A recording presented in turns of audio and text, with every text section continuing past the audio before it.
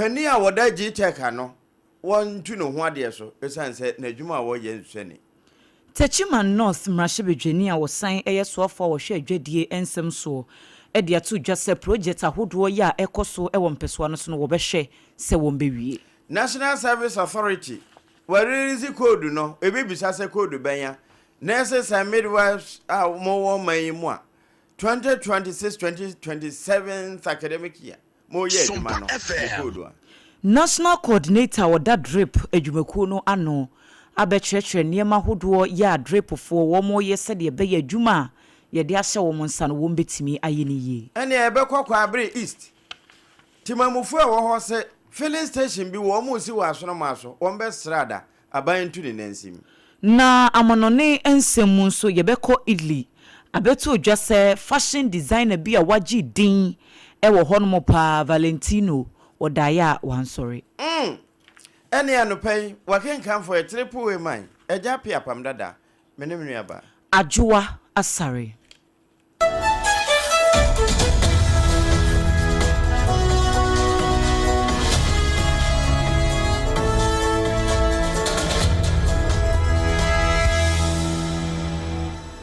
afei kase no enchiremu ankasa enie asuyeye ye hye afisem eso wo modane eniema ni kakra ewo enkwanta South Mensi ni mu tissue pa ene enkwanta township no ankasa ewo timantemu se ohye na ya emre bi atwemu enambasabasa yo ene menteme ho ase bi a ekoso ewo Mensi no emunti aban edeto wo mso no enne wo ma ye review kakra ewom enti enura ene hyase sese no anopa nonum ansa na odasani bi a wote nkwanta ekurom ho ebetimi apie fira bonten nonum anopa no obetimi anam ho aye wadwuma nondu pepepe esese ukona ukɔhye wo dan mu na nondu no ebo ne yehu obi ewa bonten se wo nenam street mu anasa wo nenam baabi a empenifo ekyese emra ene obedi ne yie pa wo mo enam enkrata yi a Ministry of Interior ede eba yesu de ofre ekɔ amanhemfo wo mo muka bie wo mu mabunu ene omanfo a eti nkwanta ho no nyina se obia enhwe na sansa kyira ye ya wo mo de abai wo mo enhwe no nso enu achi ya bra kra se ebehu se wo bikita ade bia etumi pre nipa mane ye yin titru ene atuo ne asekan ne sa ne manema no wo mo se wo ma bra kra ya wo mo mpese wo behunu se wo bi ekita bi ewo empotem honum na se wo mo kyewa wo mo edu bekwa kogina mra no na kwa adu bi wo ho a womo abo se de beye nsahode ama afoforo timpotem ho womo se asomdwe no womu hia ena security council no so no efri se sa menteme ho ase no sore ye no nkomo bebre ena ekoso wo mpese womo de asomdwe kwa so ena yi sa wo hawo no nyina afri ho enu nti ena womo de san hyehye aba womo sre so wo manfo wo nkwanta South Mensi no emu ewo otimantem no wo mbedi san hyehye eso ene na yedaso a ejina mamre no mu a mendo ko utag adwumako no wono maboboa no na ne nkura bata wo legonsuapo mu wo mo na atworo kratai eno na Dr. Jerijo Harrison wo ye president ema utag titru ene wo mo ewo University of Ghana Dr. Godfred B. Hagan wono na etwotwofo enti kratai wono mo nsa ene hyase a wo de aba no wono mo se wo mo de aka ni prenye premfa esanse se unima adwuma ya wunsuro buroni Wonom University Teachers Association of Ghana, UTAG, ye wo legonsuapomu yuji no, wo mo kane praying, edi achire Dr. Abula Jinapo, penia wono eneda professor, ya woda GTech adwumaku na no no se, wontu no ho ade so. Wotu no ho ade so ama ono nko anko, esan center so nko nante. Prof kwa, wone Ewuro Augustine Okuru, wo mo nko na woma trakrata ahese ayere so a enru da MPP fo beto woma ba no 31st January na wombete asemoda na chese prof ene ne nkrofo edi na chi no womo de womo akonwa to atworo krata aba se womo ane kan womo gya adwuma na womo ntime nyo bio de enti a womo ka we ni se GTech adwuma yese wono mo yo no enye no na womo yo womo atrahye no kura overstepping their mandate sa na womo krata ne kire wo se womo hwede wode ba bontia no wo chese pani a wono ena wotua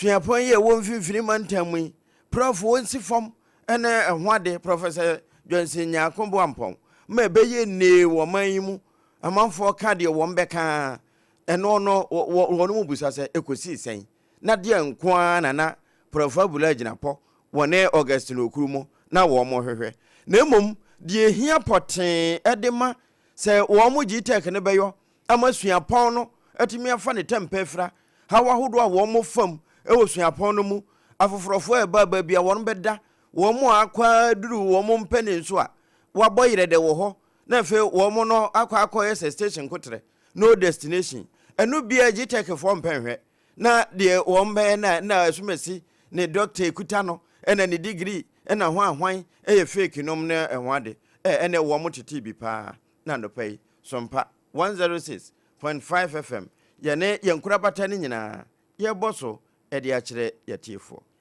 wo ensem foforo emuno osofo ya wo hye adwadie ne mfidi nwuma eso no kro ya eye Techima North Emrashe bedwani eye onunyamfo Elizabeth Ofusu Ejare na eniema hudo bebra eye empuntu nwuma ena ekoso ewo ne mpesoa no so a wokoho ekobɔ mpen kɔhwe sɛ de project no eko na wahye omanfo bose contractor yede sa nwuma yi amane nyina no womo ede ojabegu ni chemu sɛ de beya obetimi aye adwuma no wawie ntem osi project ni ebi eye akwan ebi eye nsamso bridge bi a ebi asai da baabi ni nyina womo hwe no womo siesie afa infrastructure sɛ suku adan ayasabia ne niema bi etete sa no ni nyina womo hwe sɛ wom betimi awie na omanfo a ɛwɔ Techima North abato mpeso so no womo so ho atimi anhare womo na wose bridge bi da awura no enu sei omanfo etempotem ho womo aka ho asɛm achepa wose enche contractor no wo bewie na omanfo ho ato womo na wose NDC aban enhyehyɛ bebre en womo wo edema Ghana fo enu nti womo nkoso a enkura wo mudie mu na womo mfa support bi a womo ma no emfa ma omampani His Excellency John Dramani Mahama said ye beya de womo huni won bekoso ehunu dodo wone sofo mami otutu etuo edi nkomo sei Usumi mienu ni fani ba ye ti okwa ara no bridge na e ha ye nyina ya dwen emma ara no fo entimi ko kenten emma kenten fo so ma ara no school fo kwala entimi ko school na ka pra bia obi entimi twam ko ene sa bridge ya ye usumi mienu ira Mahama ye nyene ye ka ne send ye ni se ejapa nyame onhira se ye be hye bo ne sese wa ne bo na be ka ye ho ye Techima North ya kwan be kra be na mpampa wo ba yi muso so ama bridge usumi mienu be a contractor ko ko drains e wo hu nyina eno so wawie na mo se se e wo fele enche nim se be de frate wo ye pin ko da wie ye de na ko ta bi e wo Techima North ene ya yekotie sesie yi ayononyamfo Elizabeth Ofusu Ejare wono ene soafo a wo hwe adwadie nsem so afei so ukọ Techima North abato mpeso so a wono ene ye mrase bedwani Techima SOMPA 106.1 newsrooms of Mami Otutu Etuo ena woni no di nkomo ya yenso yadani etu the shooting woman no ye free so abusua ye nwura national service wono mabobo no babia Mami Root de Lasedo woye penny kwankyerefo a wotua wono ma no kratai won chan ene firiba ana wo mo se mo amowie nurses and midwifery training colleges ahodo no mo China sa kratai emra eneda ena wo mo jamu na wo mo ese yanka nkyere mo se mo pin code no wo malerizi wajamu ya sesei nipa be se empem nsia ahonwotwe ene edunsia de anasa dusia enso de wo magem ya ababonten enti 2025 2026 academic year mo amuwie ebeba ya mo pese mo so mo man no ana emrama mo kwanse mo so man no ebere na so mo pin code no wo magem na emu no wo chese ansana no gise ukọ gnsa.gov.gh ewo portal no so online ho na ukọ asese na no so asese ansana won sabeka code no wo bebusa won sembi na ewie kura wo be register sa registration fee no 41 Ghana cedis pe eno so kura momo na abeyo na wanya kwanya akwampono na bia ma ama wakọ platform no so na fi wakọ hwehwe na wakọ fa code enti enida bosumi da na etoso dedu na nkono na wo mo jamuo wono mo se yanka ncha mo se efiri nura no a etoamu akosi bosome ne de etoso adonu miensa ansa na abanawie ye enti wo mo ka kire mo se mo ma mo na mo moto na monye ne ntentem esanse emra no obi di su se ete a eye na monya kwampono no e de aba besom momman wo da maseda masemu ma me root de la sedo Director General. National Coordinator Emma District Road Improvement Program drip ejumekuo no Ora Edwin ni Lante Vanderpoy na wode atu jase sesia de abdwei puma kwemu ama woma tintim niema eden kratasem ato drip womu dwumadi ho na wose ebra womo pass anhyehe ho entoma no na womo ankasa na sekotofofro ma betonsuani womo hyeda hunu bebia womo nenam entina womo ni atna yesronko bi enni specialized office bia womo rane womo niema wo ho enso sesia de aban ama womu bi enti no afekura na adwuma no womo beyire womo ho na womo atumi aye wose sesia womenya national secretariat womenya regional offices mensi bia no wombenya tenaye ewo honom ya adwumayefo nso de ye kasai beye edunson na drepofo ene womo eye adwuma no wose womo baye no womo hu se emfidie dodo no aye de ye adwuma ewo yakwan ahodo no so aban dada no ese ya womo nko service womo nkoye ni ye na ne nyina womo asesa edi agu ho nti womo bayi we krampo aban amoma ye formalized institutions esie ya ye kasai afen wo mbehye na sanse esie ni nyina womo aye na ye ko anim no adwuma no atimi akoye yentie no. We have formalized DRIP because there was nothing like really a structure. So it's taken us some time to have a structure, and I can say today across the country DRIP has a staff of about 5,260. We have the National Secretariat, we have regional offices, we have district offices. Every district we have staff of almost about 17 every district. And let me also say this, under DRIP, we don't have 261 districts. We actually have 276 districts.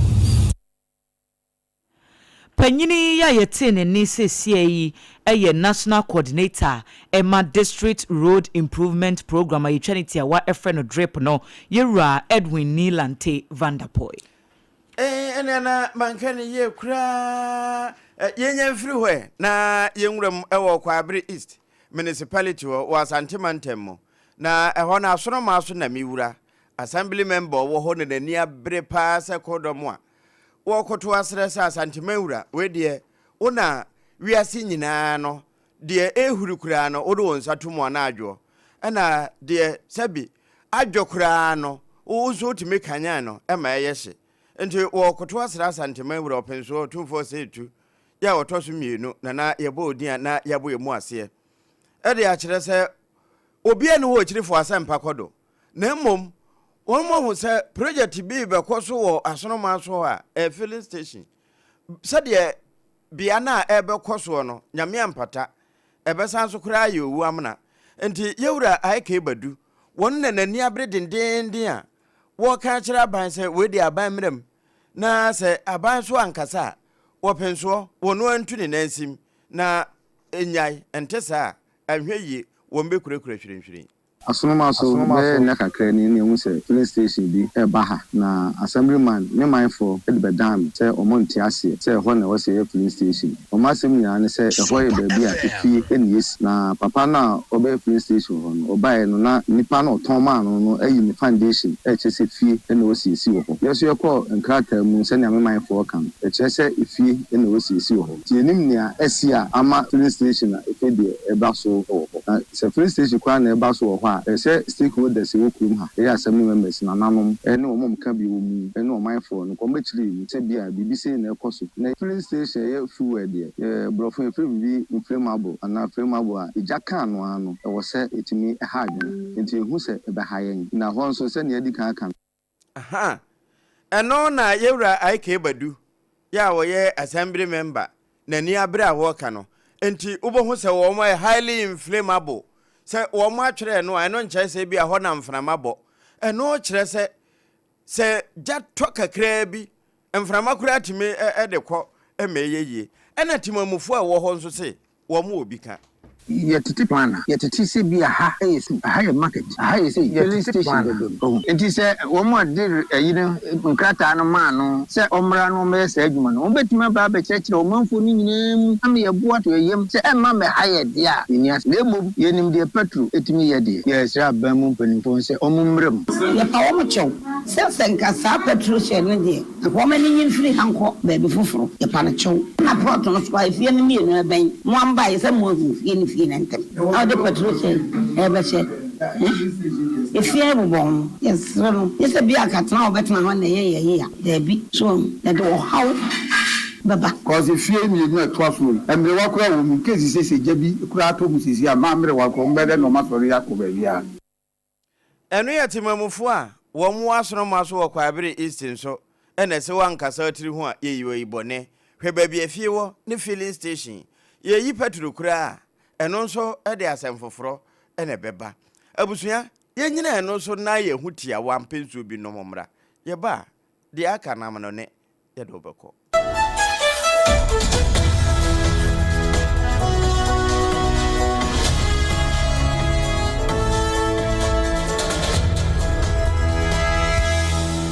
Emra, me pacho bra na me hwa de wo bag yi. Bra, adan, ena nso biem. Time heba me hye ya me ka se yi ba akun. Ani wayi me ensen. Bra, sanya time heba me hya esi agye me ni me fiefo enya de abako ebeso yen. We de udi se ofa ni nyina. Time heba me hya, me ka se me di one dance ya heaven ena de me kwa akopie. Enti se malaria, we draw ne time heba mixture. Enye enu nku o, de nanum ato a wontimi ani die no. Time heba mixture duro no ena ye ma wo. Oba a wafa afuro de o ma akwada no fo. Eni akwada woni mfie dumienu entimi num aduro yi bi. Se obato aduro yi bi anoma, hwe se wakɔ hospital anase lab ame yehu se wo atridie malaria yi bi ansa. Se o petam heba mixture enu dudu atu a, fo ani kire KNG Herbal Center ewo Emrom Abidjan House. Ana ba akoso wo atonsu Monaco Junction. Eno echi obenya bi atowo over the counter medicine sellers. Eni herbal shop dodo na emu. Fre 0244 417669. Kayo, set time no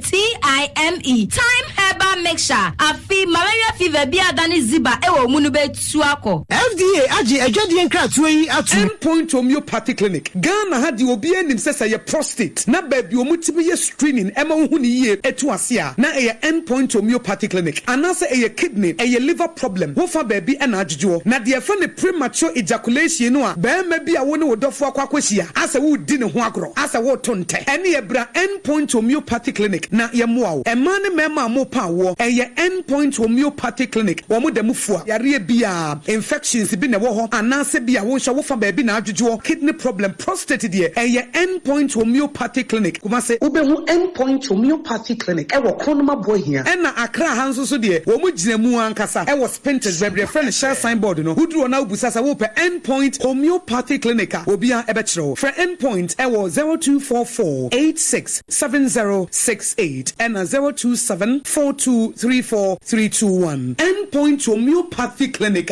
Wo mo demu fo. Tontonte. Yenum nsane e fadwen. Ne e fadwen mpa. Say na num se brebi beba ama tonti na 74 opa ye ne simple. T74 abeye adru. Tonti na 74 ana T74 asa twe yadwene asina nanom dodo so. Se de na dodo bua ma nanom enyare basabasa no saa na tonti na 74 ana T74 ebua nipadua no. Ema immune support enti obi onum bie no abrebia ne ho den. Tonti na 74 yi nso yaye no se nsuo krokrowa kama enti ba bia wonam bia obetimi de wade akọ. Samene wa ankefi na ekroyi eda no nko na wie ye wa bra mennom T74. Se mennom tonti na 74 menya hodin mennom ne da bia. T74 yi eye hahama ene ye de aye na DHC ena aframa na ye kama saa no. T74 ahoden ni apomuden ko a. Woko pharmacy ana ba bia to no bia ubenya tonti na 74 yi bia to. T74 yi enye ma oba wa fafuro ana obi a o manufo ana se obi a onya mfie dumienu. Etu phone 050-162-8931 and 0246-073-498. FDA agi adwadi nkratoa yi atom.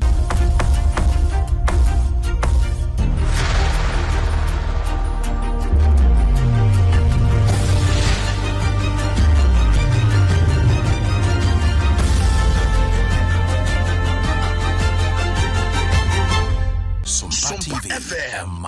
ketuapa Emma ketuapa ampa yekowie kase no ewo amanone Italy mino emu ena yeko na fashion designer Valentino Garavani ya eba ejuma wo ya edin a yefre no ana eda na ejuma no so eye Valentino Designs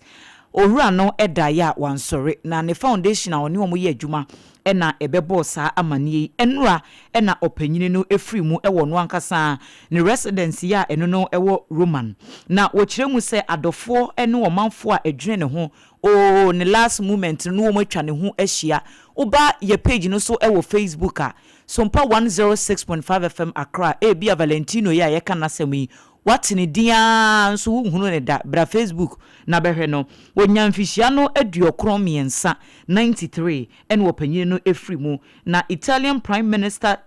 Giorgia Meloni wono kura ene nipa wodi kan a wokọ abefo nkrato bia so ede ne ya konsem ekokoto dwa na utimu se